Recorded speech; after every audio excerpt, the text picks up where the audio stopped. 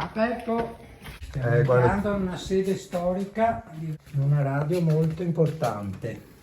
Un po' un popolare. Dai, facci Ecco, strada. due volte. Dai, facci strada, sì. Eccolo qua, il direttore. Il grande Alberto Canciano. Ecco qui abbiamo la nostra collezione. Vedi, c'è lo studio di registrazione, anche scritto. Qui dentro ci sono i computer con cui facciamo il non stop. Bello il palinsesto scritto ancora con i post-it. Ah, hai capito. Con questo non si sbaglia mai, perché quando si strappa se ne mette un altro e si scrive. Radio Vanessa, 45 anni. 45 anni esattamente, che entriamo nelle case della gente con la musica, allegria, simpatia, ma il bello è che abbiamo intenzione di farlo ancora per lungo tempo. Benissimo. Quindi lo stimolo che abbiamo è quello che i nostri soci fondatori ci hanno dato sin dagli anni, dall'anno di fondazione, e noi continuiamo ancora qui. Questo è il mixer. Però Radio Vanessa magari è più ascoltata dal veneziano insulare.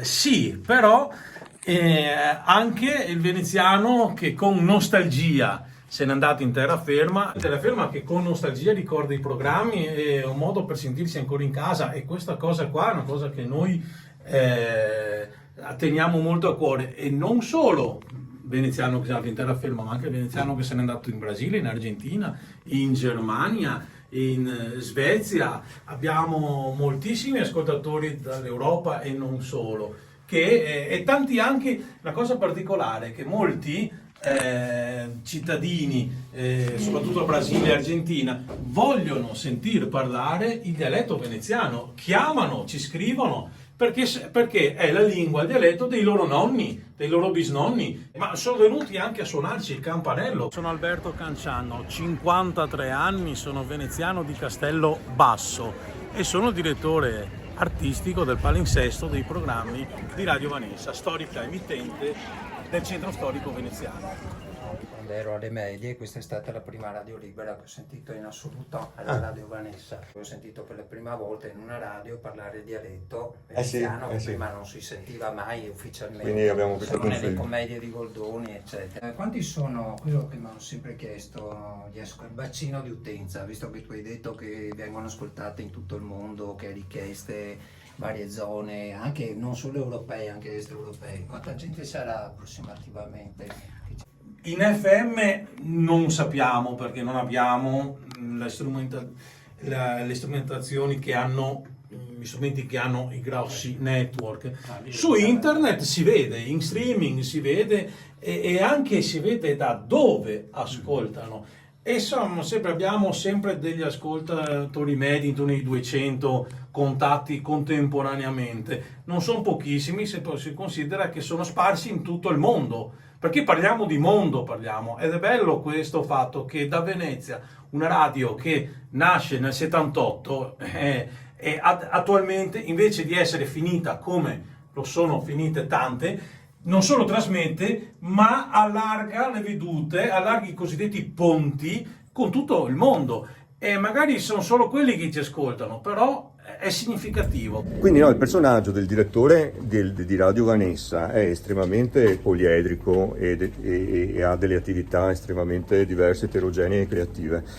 E allo stesso tempo idealiste, come può essere il presidente dell'Associazione Italia-Cuba di Venezia, combattive, sociali, politiche, come può essere da sindacalista di una sigla indipendente, di quelli che fanno veramente i sindacalisti, e poi creativo dal punto di vista di direttore di una radio che comunica strettamente, radicalmente veneziana, cerca, aprendosi al mondo, di poter in qualche modo comunicare ancro per quanto ci rimane possibile da fare come veneziani, eccetera. Sì, ma funziona, perché lo facciamo, e questo essere veneziano, ma nel vero senso della parola, di esportare anche quello che siamo stati, quello che siamo e quello che saremo. Scusami Alberto, non si tratta tanto secondo me di esportare, quello che stiamo facendo è cercare di urlare al mondo la nostra identità che sta scomparendo, perché stiamo veramente andando. È proprio quello che stiamo facendo, che qualcuno vorrebbe farci scomparire. Io relativamente sono arrivato tardi, sono arrivato qui nel 2008, perché c'era la necessità all'epoca c'era il boom della musica latinoamericana, aprivano scuole da ballo e la gente proprio, c'era stata la moda, il boom della musica latinoamericana e c'era la necessità che Radio Vanessa avesse un conduttore, uno speaker che trattasse questo tipo di musica. E allora, essendo io un grande esperto di America Latina, non solo musica ma anche arte e cultura, ho portato la mia esperienza con il radio e poi da cosa è nata cosa. Ok. Flavio, dicevi? No, dicevo che quello che mi ha colpito è stato questo, quando sono ritornato ad ascoltare Radio Vanessa grazie all'invito di Alberto a una trasmissione in cui ho parlato del Mose, quindi si sta parlando di un bel po' di anni fa.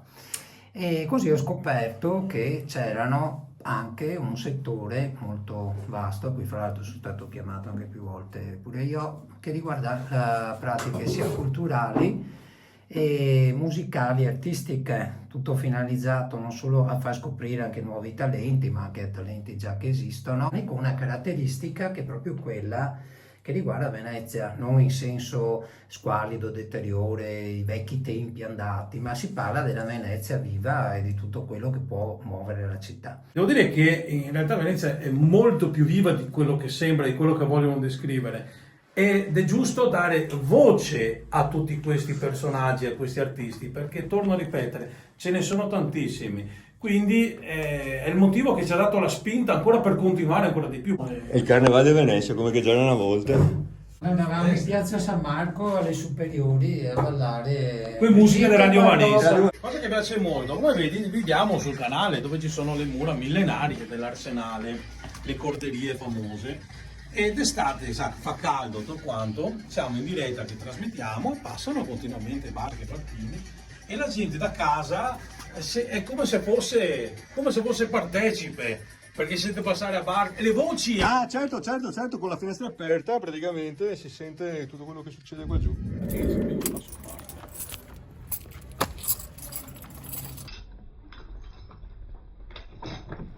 Stiamo dicendo che praticamente sono passati 45 anni da quando è nata Radio Vanessa, che originariamente si trovava non in questa sede, ma vicino a San Martino, vicino ai piedi del ponte di ferro che porta a San Martino. Sì. E io eccezionalmente, devo dire, mi trovo coinvolto in questa storia perché quando avevo circa 7-8 anni, mio padre era direttore responsabile di Radio Vanessa e io partecipavo a delle trasmissioni 3-4 volte con la Giordana Naccari per i bambini, di musica per i bambini. Quindi questa cosa qua, del fatto che sia andata avanti e che sia ancora viva e così bella, spumeggiante,